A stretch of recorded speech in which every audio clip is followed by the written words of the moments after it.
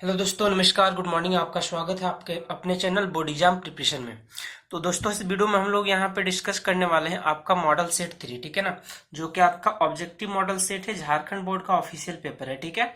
Subject class 10 का सामाजिक विज्ञान यानी सोशल साइंस है। आज हम लोग इसका तीसरा MCQ ऑब्जेक्टिव सेट यहाँ पे देखेंगे, ठीक है दोस्तों। तो चलिए हम लोग फटाफट यहाँ पे स्टार्ट करते हैं, ठीक है। पहला क्वेश्चन आपसे पूछा गया है कि वियना कांग्रेस 1815 की मेजबानी किसने की थी? तो इसका सही आंसर है ड्यूक मेटरनिख ने की थी, ठीक है ना। ये हो गया पहला का आंसर। क्वेश्चन नंबर सेकंड यहाँ पे देखेंगे।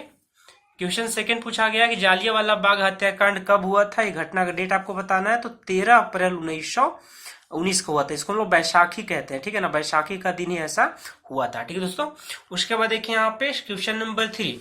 क्वेश्चन नंबर 3 है कि पूना पैक्ट, ठीक है। पूना पैक्ट किनके बीच हुआ था? तो गांधी जी और डॉक्टर भीमराव अंबेडकर के बीच हुआ था, ठीक है। Question number 4। अफ्रीका में रेंडल्फ पेस्ट एक तरह का क्या है, एक बीमारी था ना, मवेशी में फैलने वाला एक प्लेग था। ये बीमारी कब हुआ था? तो 1819 के दशक में हुआ था, ठीक है ना। 1819 के दशक में, option number C correct answer. Question number 5। Europe में कागज बनाने का पहला जो कारखाना है, पहला फैक्ट्री जो है, कहाँ पे लगा हुआ था? तो इंग्लैंड में लगा हुआ था, ठीक है। Question number 6। बृहत उत्पादन, ठीक है ना, बृहत उत्पादन की नीति जो है बनाई गई, कब बनाई गई थी या किसने बनाया था? ठीक है ना। बृहत उत्पादन की नीति अपनाई थी, किसने अपनाई थी? तो सही आंसर है हेनरी फोर्ड ने अपनाई थी। ऑप्शन सी हो गया करेक्ट आंसर, ठीक है ना। हेनरी फोर्ड ने अपनाई थी, तो आंसर हो गया हेनरी फोर्ड, ठीक है। चलिए हम लोग आगे बढ़ेंगे क्वेश्चन नंबर 7 की तरफ, ठीक है। तो क्वेश्चन नंबर 7 यहाँ पे आपसे पूछा गया है कि सोडमिया, क्वेश्चन नंबर 7 में पूछा गया कि सोडमिया पिडमाउंट का शासक कौन थे, ठीक है ना। तो इसका आंसर हो जाएगा विक्टर इमैनुअल। इसका सही आंसर क्या हो जाएगा? विक्टर इमैनुअल, ठीक है। क्वेश्चन नंबर 8 देखेंगे। वियना कांग्रेस के पश्चात फ्रांस में पुनः किस वंश का शासन स्थापित हुआ? तो बूबो वंश का हुआ था, ठीक है ना। ये हो गया बूबो वंश, या कई जगह पे बीबो वंश भी लिखा हुआ रहता है, ठीक है ना। बात एक ही है दोनों ही, ठीक है। क्वेश्चन नंबर यहाँ पे 9। यूनान को एक स्वतंत्र राष्ट्र घोषित किया गया था, कब घोषित किया गया था? इसका आंसर 1832 में किया गया था, ठीक है। Question number 10। ब्रिटिश सरकार, ठीक है ना, ब्रिटिश भारत ने गिरमिटिया श्रमिकों का, है ना, गिरमिटिया श्रमिकों की व्यवस्था किस वर्ष समाप्त की थी? तो 1921 में। सही आंसर क्या है यहाँ पे? 1921 में समाप्त कर दी, ठीक है। 11 नंबर। पंजाब के निम्नीकरण के प्रमुख कारण क्या है ना? तो इसका अति सिंचाई, बहुत ज्यादा सिंचाई होता है, तो इसका मेन कारण था, ठीक है। Question number 12। राष्ट्रीय वन नीति, है ना, क्वेश्चन नंबर 12 यहाँ पे आपका कि राष्ट्रीय वन नीति के अंतर्गत कितना प्रतिशत भौगोलिक वन क्षेत्र वांछित है, जरूरत है, यानी रिक्वायर्ड है, ठीक है ना। तो हो गया 33%, करीब कितना है ये? 33%, ठीक दोस्तों। तो आपका यहाँ पे क्वेश्चन नंबर 12 तक कंप्लीट हो चुका है। आगे हम लोग बढ़ेंगे क्वेश्चन नंबर 13 की तरफ, ठीक है ना। तो क्वेश्चन नंबर 13 हम लोग यहाँ पे देखते हैं। क्वेश्चन नंबर 13 में आपका पूछा गया है कि कौन सी संस्था, कौन सा ऑर्गेनाइजेशन है जो पौधों एवं प्राणियों को विभिन्न श्रेणियों में बांटती है? तो इसका ऑप्शन हो जाएगा IUCN, ठीक है ना, IUCN। 14 नंबर। हीराकुंड बांध किस नदी पर है? तो यह महानदी पर है। 15 नंबर सवाल।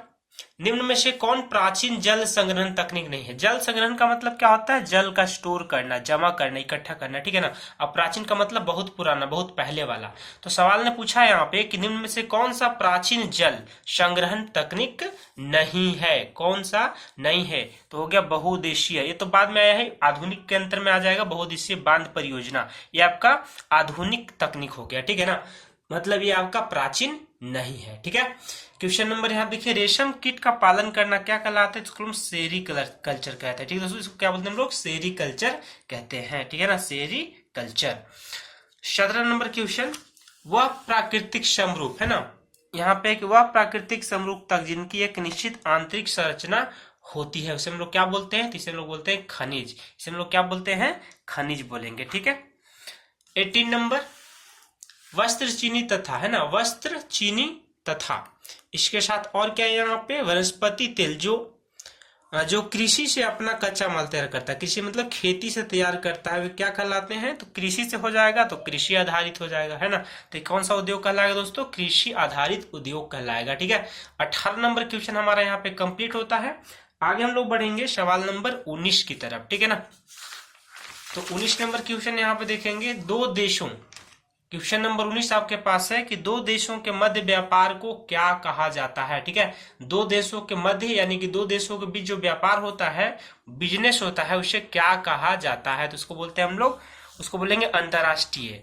छोटा मोटा रहता आस पड़ोस में तो स्थानीय व्यापार कह सकते थे, लेकिन एक देश से दूसरे देश में व्यापार हो रहा है, मतलब यहाँ का सामान दूसरे देश में जाना यानी एक्सपोर्ट करना, या दूसरे जगह से सामान अपने देश में लाना यानी कि इंपोर्ट करना, आयात निर्यात हिंदी में कहेंगे। ठीक है ना, तो दो देशों के बीच या दो देशों के मध्य में जो व्यापार होगा उसको हम लोग क्या बोलते हैं? अंतरराष्ट्रीय व्यापार के नाम से जानेंगे। ठीक है, 20 नंबर, भारत का सबसे प्राचीन यानी सबसे पुराना जो कृत्रिम बंदरगाह है कहाँ पे है? तो चेन्नई पत्तन। कहाँ पे है? चेन्नई पत्तन। ठीक है, क्वेश्चन नंबर 21 देखिए यहाँ पे, 1970 से 1993 के बीच जो बेल्जियम का संविधान है उसमें कितने बार, है ना, बेल्जियम का जो संविधान उसमें कितने बार संशोधन किया गया, मतलब अमेंडमेंट लाया गया। ठीक है ना, तो आंसर हो जाएगा यहाँ पे कि 4 बार। 4 बार इसमें सुधार किया गया, अमेंडमेंट लाया गया था। ठीक है, 22 नंबर क्वेश्चन यहाँ पे देखेंगे कि सत्ता के क्षैतिज वितरण। वितरण दो प्रकार से होता है दोस्तों, एक होता है आपका क्षैतिज, दूसरा होता है ऊर्ध्वाधर। अगर केंद्र राज्य वगैरह के बीच में अगर बात आती तो हम लोग लिखते ऊर्ध्वाधर वितरण, लेकिन हमसे क्या पूछा है कि सत्ता के क्षैतिज वितरण से क्या तात्पर्य है? तो क्षैतिज वितरण का मतलब होता है कार्यपालिका, विधायिका और न्यायपालिका। ठीक है, यहाँ पे क्वेश्चन नंबर 23 यहाँ पे आपका देखेंगे कि राज्य पुनर्गठन, है ना, राज्य पुनर्गठन के आयोग को रिपोर्ट कब लागू किया गया था? तो इसका सही आंसर है 1956 में। इसका रिपोर्ट जो है कब लागू किया गया था? तो 1956 में। ऑप्शन नंबर बी आपका करेक्ट आंसर हो गया। ठीक है दोस्तों, आगे हम लोग यहाँ पे बढ़ेंगे क्वेश्चन नंबर 24 की तरफ। 23 तक आपका क्वेश्चन जो है कंप्लीट हो चुका है। आगे हम लोग देखेंगे यहाँ पे 24 नंबर क्वेश्चन। ठीक है ना, तो 24 नंबर जो क्वेश्चन आपके मोबाइल स्क्रीन पे दिखाई दे रहा है यहाँ पे कि भारत में राजनीतिक दल को, है ना, भारत में राजनीतिक दल को मान्यता कौन प्राप्त कराता है, यानी कौन मान्यता देता है? तो इसका सही आंसर हो जाएगा चुनाव आयोग यानी इलेक्शन कमीशन। जो हमारे पास चीफ इलेक्शन कमिश्नर होते हैं, इसके हेड होते हैं चुनाव आयोग का यानी इलेक्शन कमीशन का। हमारे देश में भी इलेक्शन कमीशन है, वही हमारा चुनाव कराती है। ठीक है ना, तो यही राजनीतिक दल को भी मान्यता देती भी है, अब मान्यता को कैंसिल भी कर सकती है, रद्द भी कर सकती है। ठीक है ना, क्वेश्चन नंबर 25 यहाँ पे कि ऐसी सरकार जो एक से ज्यादा राजनीतिक दलों से मिलकर बनती है उसको लोग गठबंधन का सरकार कहते हैं, अलायंस का सरकार कहते हैं। जैसे मैं आपको उदाहरण के तौर पर बता दूं कि हमारे झारखंड में जो है बहुमत का सरकार नहीं है, बल्कि एक गठबंधन का सरकार है। पूर्ण रूप से कोई भी एक पार्टी ने यहाँ पे बहुमत प्राप्त नहीं किया हुआ था, इसीलिए यहाँ पे अलग अलग दल मिले। जैसे झारखंड मुक्ति मोर्चा हो गया उदाहरण के तौर पे, हेमंत सोरेन जी का पार्टी, और दूसरा हो गया आपके पास कांग्रेस पार्टी। ठीक है, इन दोनों का ही इसमें गठबंधन हुआ है मुख्य रूप से। ठीक है, तो दो या दो से अधिक पार्टियों का या राजनीतिक दलों का जब मिलकर कोई सरकार बनता है तो उसको क्या बोलते हैं? अलायंस गवर्नमेंट, यानी कि गठबंधन की सरकार कहते हैं। ठीक दोस्तों, आपका हो गया 26 नंबर, यहाँ पे देखेंगे हम लोग। ठीक है, कौन सा तरीका है ना, यहाँ पे कौन सा तरीका जो है, कौन सा तरीका है किसी लोकतंत्र में राजनीतिक सुधार लाने के लिए बेहतर है? तो डी नंबर ऑप्शन करेक्ट हो जाएगा, सुधार के लिए कानून बनाना। ऐसा आप कानून अगर जो भी आपका होगा आपको तो मन नहीं पड़ेगा, आप आम नागरिक हैं, आप हैं, हम हैं, चाहे जो कोई भी है, मतलब संविधान से बड़ा, कानून से बड़ा कुछ भी नहीं है। कानून की नजर में अगर मान लीजिए आप पर बेगुनाह है, मतलब बेगुनाह है, और अगर आपने कुछ ऐसा किया हुआ है तो आपको सजा मिल भी सकता है अगर कुछ उल्टा पुल्टा करेंगे तो। ठीक है ना, तो सुधार के लिए कानून बनाना ये बहुत ही मतलब जो है सुधार लाने के लिए बेहतर है। ठीक है ना, ये तरीका बेहतर है। ठीक है, 27 नंबर देखेंगे कि जो बोलीविया के जल युद्ध किसके खिलाफ था? ठीक है ना, जो बोलीविया का जल युद्ध था वो किसके खिलाफ था? तो इसका ऑप्शन हो जाएगा ए, यानी कि पानी के निजीकरण, प्राइवेटाइजेशन ऑफ वाटर, पानी के निजीकरण के खिलाफ था। तो ऑप्शन नंबर ये आपका करेक्ट आंसर हो गया। ठीक है ना, आगे हम लोग यहाँ बढ़ेंगे क्वेश्चन नंबर 28 की तरफ कि जो लोकतांत्रिक सरकार होती है वो किस प्रकार की सरकार होती है? उत्तरदायी सरकार, बिल्कुल सही बात। जिम्मेदार सरकार, बिल्कुल सही बात। वैध सरकार यानी कि वैलिड गवर्नमेंट, बिल्कुल सही बात। मतलब तीनों आपका सही हो चुका है, तीनों प्रकार। तो लिखेंगे उपरोक्त सरकार, यहाँ पे लिखे उपरोक्त सभी, मैंने सरकार लिख दिया हुआ है, यहाँ पे हो जाएगा उपरोक्त सभी, मतलब ऊपर लिखेंगे ए बी सी तीनों है, तीनों आपका आंसर हो जाएगा। ठीक है दोस्तों, तो सवाल नंबर 28 हमारा यहाँ पे हो जाता है कंप्लीट। आगे हम लोग बढ़ेंगे सवाल नंबर 29 की तरफ। ठीक है ना, तो 29 नंबर सवाल यहाँ पे देखेंगे आप कि केंद्र और राज्य के बीच होने वाले, है ना, केंद्र और राज्य के बीच होने वाले विवादों का निपटारा कौन करता है? तो इसका करता है जुडिशियरी यानी कि न्यायपालिका करता है। ठीक है ना, नेक्स्ट हमारे पास है कि भारतीय संविधान में अनुसूचित भाषाओं की संख्या कितनी है? तो 22 भाषाएं हैं जो कि अनुसूचित भाषाएं मानी जाती है, शेड्यूल्ड लैंग्वेज। ठीक है ना, नेक्स्ट आपके पास देखिए 31 नंबर सवाल यहाँ पे कि नेपाल में, ठीक है, यहाँ पे आपसे पूछा गया कि नेपाल में सन 2006 है ना, सन 2006 के अप्रैल माह में आंदोलन का कारण क्या था? तो पहला मेन कारण क्या था कि लोकतंत्र को स्थापित करना, ठीक है ना, लोकतंत्र को स्थापित करने के लिए वहां पे आंदोलन हुआ 2006 में, ठीक है। 32 नंबर, एक उद्योगपति के लिए विकासात्मक लक्ष्य क्या क्या हो सकता है? तो ऑप्शन हमारे पास देख लीजिए यहाँ पे, बेहतर मजदूरी, ये भी हो सकता है। नेक्स्ट हमारे पास फसल उचित मूल्य पर, ना ये सब नहीं हो सकता। बेहतर मजदूरी ये उद्योगपति के लिए नहीं है, ठीक है ना, वो लेबर क्लास के लिए बात हो गया। फसल का उचित मूल्य तो किसानों के लिए है। अधिक बिजली प्राप्त करना, हाँ ये बिल्कुल सही है सॉरी।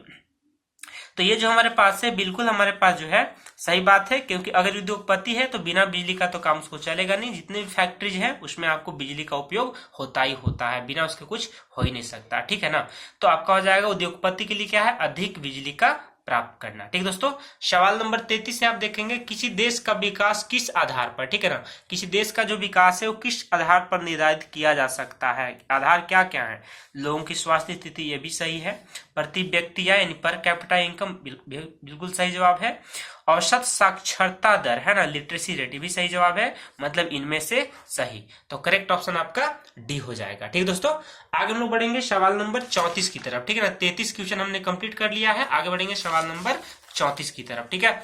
तो 34 नंबर सवाल आपसे जो पूछा गया है कि प्राकृतिक आपदाओं, ठीक है ना, जो प्राकृतिक उत्पादों, आपदा नहीं सॉरी, प्राकृतिक जो उत्पाद है, नेचुरल प्रोडक्ट को विनिमय के माध्यम है ना, एक्सचेंज, मीडियम ऑफ एक्सचेंज से उपयोगी के माध्यम से उपयोगी वस्तु में बदलना किस क्षेत्र का कार्य है? तो यहाँ हो जाएगा द्वितीय क्षेत्र का कार्य, ठीक है ना। नेक्स्ट आपके पास फुल फॉर्म यहाँ पे है ग्रोस डोमेस्टिक प्रोडक्ट। जीडीपी का मतलब क्या होता है दोस्तों?